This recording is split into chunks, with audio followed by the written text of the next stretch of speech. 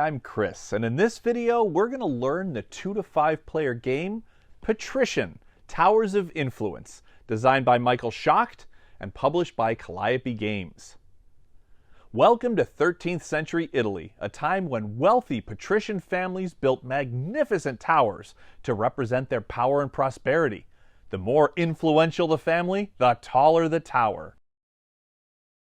You're a master builder, ready to profit from the vanity of those patrician families.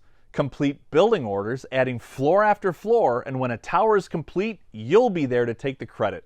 At the end of the game, the builder with the most victory points wins.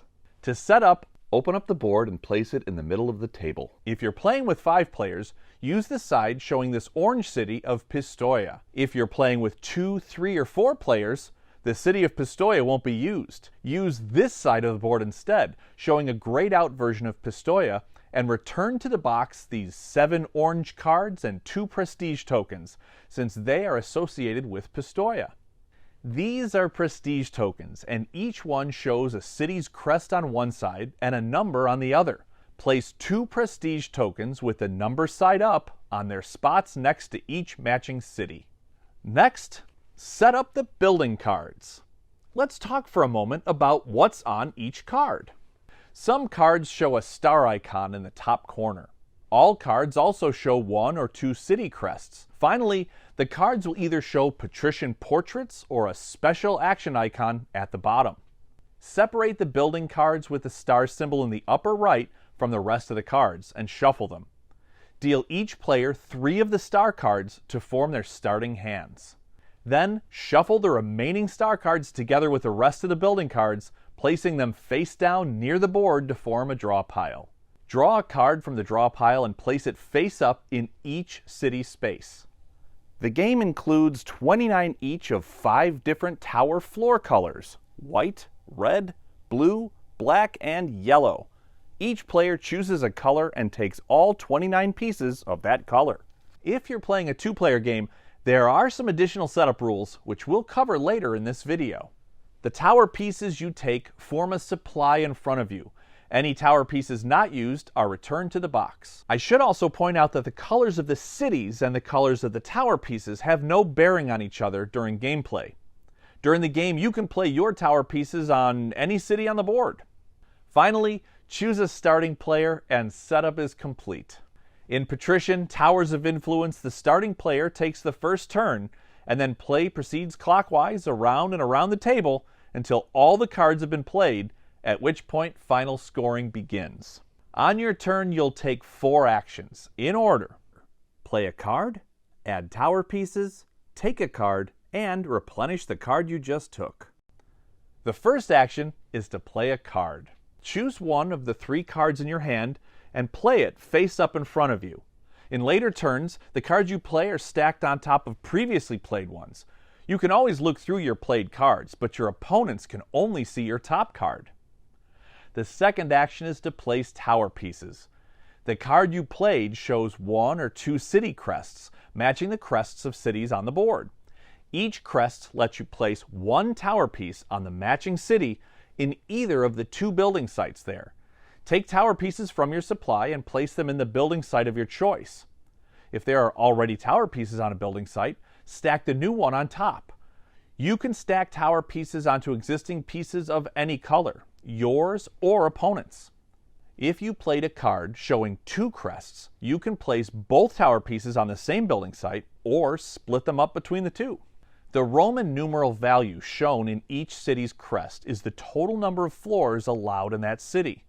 A city will hold either 5, 7, or 9 total floors, split between the 2 building sites.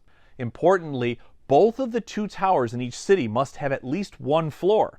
If you're building the last tower piece in a city and one of the building sites is empty, you must place that last tower piece in the empty building site. After playing a card and placing tower pieces, the third action on your turn is to take the building card from the same city where you placed tower pieces and add it to your hand.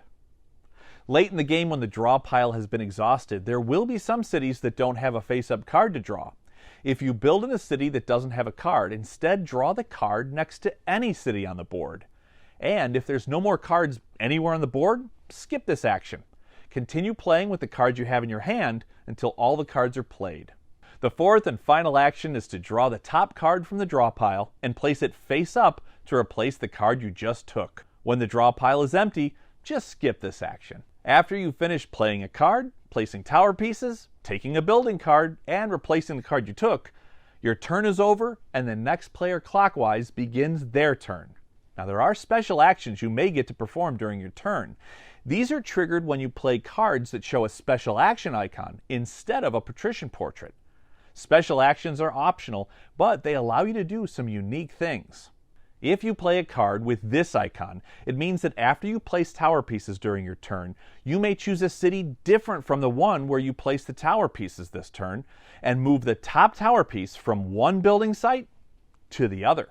You must own at least one tower piece in the city you choose. For example, if I played this card and placed a tower piece in Verona, then I could choose any other city besides Verona, in this case Parma, and move this piece from here to here. You can only choose a city that has not yet been scored, which we will talk about in a moment. If, on the other hand, you play a card showing this icon, then when you take a building card in the third action of your turn, you may choose any building card on the board, not just the one next to the city where you just placed a tower piece. You then replace the card you took as the last action of your turn.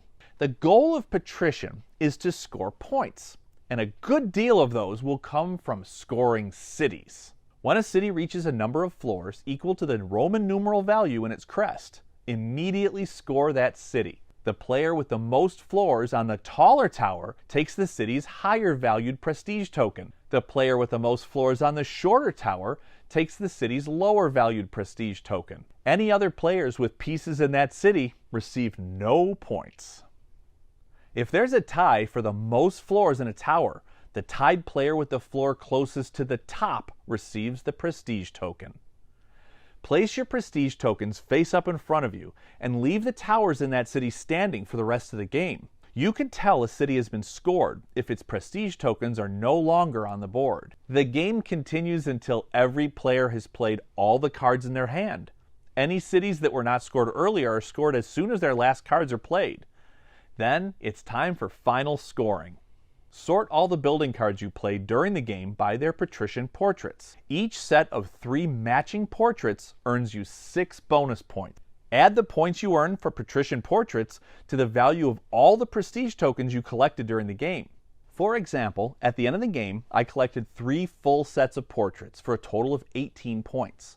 The leftover portraits don't score me any points. I also collected these prestige tokens. My total score is 33 points for prestige tokens, plus 18 points for portraits, for a total of 51 total points. The player with the highest total is declared the greatest of the master builders and wins the game. Now, if there's a tie for the most points, the tied player with the fewest tower pieces on the board is the winner. If there's still a tie, the tied players share the victory. Now let's go back and take a look at the unique rules for playing Patrician Towers of Influence with 2 players. In the 2-player game, you and another player will have to contend with the Architetto, a dummy player who will seek to disrupt your plans. During setup, follow the normal 2-player setup instructions, but set all the red tower pieces beside the board instead of returning them to the box. These are the Architetto's pieces. Draw the top 3 building cards and, without looking at them, place them face down next to the red tower pieces. These hidden building cards will be revealed at the end of the game. During the game, the Architetto activates at the end of a player's turn if they play a building card that shows 2 crests. That player completes their entire turn, and then the Architetto acts before the next player's turn. To activate the Architetto, reveal the top card from the building card deck and place red tower pieces based on the city crests shown. Once the draw pile is exhausted, the Architetto does not activate anymore. If the city has no tower pieces, or if both building sites have the same number of tower pieces, place the red tower piece on the building site of your choice. If the building sites have different numbers of tower pieces, the red tower piece must be placed in the building site that gives the Architetto majority. If neither would give Architetto majority, then place the red tower piece on the shorter of the 2 towers. Red tower pieces should always be placed to force ties in a way that would provide the maximum points to the Architetto. If the Architetto's card shows a special action, ignore it. If the card shows 2 crests, the Architetto takes another turn. Discard the Architetto's played cards into their own dedicated discard pile. When a city is scored, the Architetto gains prestige tokens following the same rules as players. After both players have finished playing all the cards in their hands, one at a time, reveal each of the Architetto's 3 hidden building cards that were set aside at the beginning of the game. Place red tower pieces in the matching cities following the same placement rules we mentioned before. Discard the played cards into the Architetto's discard pile. During final scoring, the Architetto gets points for their prestige tokens, and like the players, the Architetto scores 6 points for every set of 3 matching portraits in their discard pile. Once you're familiar with Patrician Towers of Influence, you can expand your gameplay by adding either or both of the included advanced modules. These aren't necessary for the core game experience, but they add additional strategy and new ways to score. The first advanced module is called Trade Routes. You'll use the regular Patrician rules with a few additions. During setup, players will get trade route markers. If you're playing with 2 or 3 players, everyone gets 2 trade route markers. If you have 4 or 5 players, everyone gets 1 trade route marker. Return all leftover trade route markers back to the box. Set these double-sided bonus prestige tokens near the board for use during final scoring. When you play using trade routes, anytime a player plays a card with a star icon in the corner, they may choose to place a trade route marker on the board at the end of their turn. Each trade route marker is double-sided with a trader on one side and a bandit on the other. When you place a trade route marker, choose a side and place it on a trade route signpost spot between 2 cities, with the arrows pointing toward those cities. Importantly, you aren't allowed to place a trade route pointing to the city where you just added tower pieces. Only 1 trade route marker is allowed between any 2 cities, and each city can have at most 2 trade route markers pointing towards it.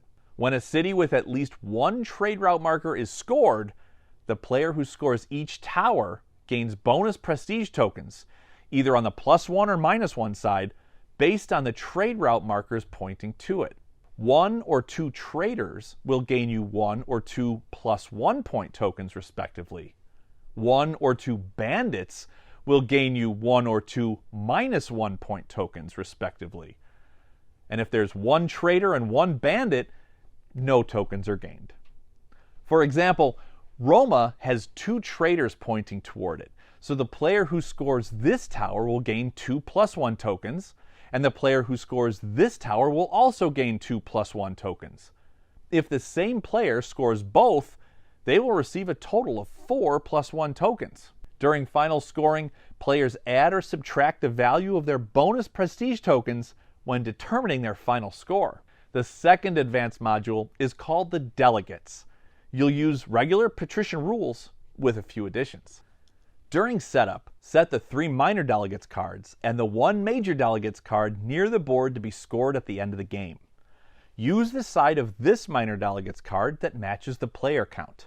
During final scoring, players are awarded delegates cards based on the prestige tokens they collected during the game, and the delegates cards can help them complete sets of portraits to earn extra points.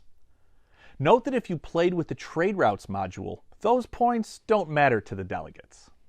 For the minor delegates cards, the player with the most 2-point tokens gains this delegates card. The player with the most 4-point tokens gains this delegates card. And, you guessed it, the player with the most 6-point tokens earns this delegates card. In the case of a tie, the player who owns the token shown in the leftmost spot gains the delegates card. The owner of each minor delegates cards gains 1 additional Patrician portrait of their choice toward making a set. The player who has the highest sum point total for the cities of Verona, Parma, and Ferrara gains the major delegates card. In the case of a tie, the player who owns the most points in Verona wins the major delegates card. The owner of the major delegates card gains 1 Patrician portrait of each type when creating sets. And with that, you now know everything you need to know to play Patrician Towers of Influence. If you have any questions or comments, please drop them below and we'll be happy to help. Thanks so much for watching.